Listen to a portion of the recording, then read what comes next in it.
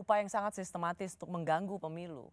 KPU terkesan lemah soal menjaga ini. Sejak awal ketika KPU menggunakan berbagai macam sistem informasi, teknologi informasi untuk layanan kepemiluan, kami sudah menjalin kerjasama dengan berbagai macam lembaga yang punya kompetensi tentang ini, tentang IT. Dan situasi ini kan tentu kami melakukan perbaikan-perbaikan di dalam diri KPU sendiri setelah mengetahui titik lemahnya ada di mana.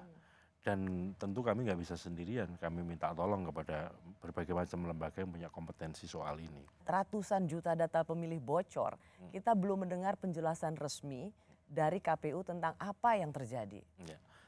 Karena kami juga mendapatkan informasi hasil penelusuran juga baru-baru saja. Iya, tapi ini tentang data pemilih yang orang kemudian, wah berarti paling enggak 204 juta suara itu atau data pemilih itu bisa dipakai untuk memanipulasi hasil pemilu. Kalau hasil pemilu, di dalam undang-undang pemilu, metode pemungutan suara atau pemberian suaranya secara manual, nyoblos. Kemudian menghitungnya yang digunakan ya oleh menurut undang-undang pemilu, yang digunakan penghitungan suara juga manual menggunakan formulir-formulir itu.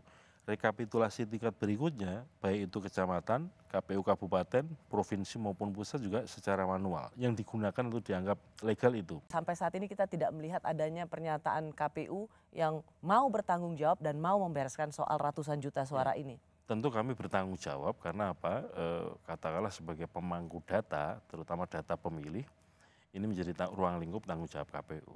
Namun demikian, untuk menyampaikan kepada publik kan KPU harus firm dulu terhadap situasi yang dihadapi ini. Dan kemudian langkah strategis apa supaya kemudian ketika KPU tampil ke publik menyampaikan informasi perkembangan ini, katakanlah supaya final yang disampaikan. Bukan sesuatu yang kemudian memulai sesuatu yang belum jelas. Sebaiknya KPU nanti akan menyampaikan, sekali menyampaikan situasi yang sudah firm, yang sudah jelas situasi yang dihadapi KPU dan langkah-langkah yang akan ditempuh KPU ketika menghadapi situasi dugaan kebocoran data pemilih ini. Kita bicara hari ini 7 Desember, Pak Ketua. Kira-kira kapan timeline atau waktu yang Bapak berikan bersama komisioner lain untuk memberikan penjelasan soal ratusan juta data pemilih yang bocor ini?